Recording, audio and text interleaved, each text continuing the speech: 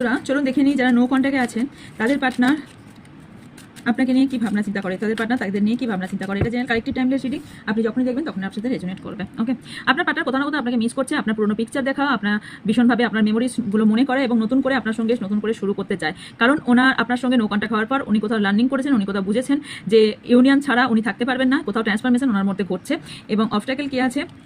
ওকে, obstacle এটাই যে ওনার কোথাও ভয়, কিছু একটা জিনিসের উপর ভয় কাজ করছে, কিছু জিনিস উনি লেটস গো করে আসতে পারছেন না। ওনার কোনো পাস্ট থাকতে পারে, অথবা ওনার কোনো ব্যক্তিকে নিয়ে ওনার কোনো ভয় থাকতে পারে, যার জন্য আপনার কাছে আসতে পারছে না।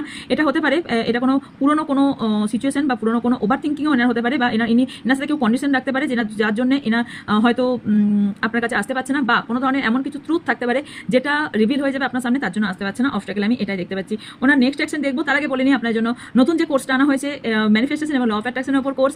যারা ইন্টারেস্টেড আছেন, যারা সাকসেস কোনোভাবেই হতে পারছেন না, রিলেশনশিপে বলুন, কেরিয়ারে বলুন, তারা কিভাবে সাকসেস করতে পারবেন, কিভাবে ম্যানিফেস্টেশন করতে হয়, কেন ম্যানিফেস্টেশন আপনাদের সঠিক হচ্ছে না, কোনখানে গলতি আছে, কোথায় আপনারা কিভাবে ঠিকঠাক ম্যানিফেস্টেশন করবেন, ল অফ অ্যাট্রাকশন কিভাবে ফলো করতে হয়, পুরোপুরি আপনাদের কোর্সটা শেখানো হবে। অনলাইনে কোর্সটা শেখানো হবে। যারা ইন্টারেস্টেড আছেন তারা মাত্র এই অ্যামাউন্টেই আপনাদের শেখানো হবে, অনলি এই অ্যামাউন্টেই। যারা কোর্সটা শিখতে চান এবং ডিটেলস কি শেখানো হবে ডিটেলস জানতে আপনারা হোয়াটসঅ্যাপ নাম্বারে হোয়াটসঅ্যাপ করবেন, ডিটেলসটা আপনাদের প্রোভাইড করা হবে। সিট লিমিটেড, যারা জয়েন করতে চান তারা হোয়াটসঅ্যাপ নাম্বারে যোগাযোগ করেন, ফটাফট আপনারা এনরোল করে নিন। ওকে, চলুন দেখে নিই আমরা যে আপনার পার্টনার নেক্সট অ্যাকশন কি হতে চলেছে।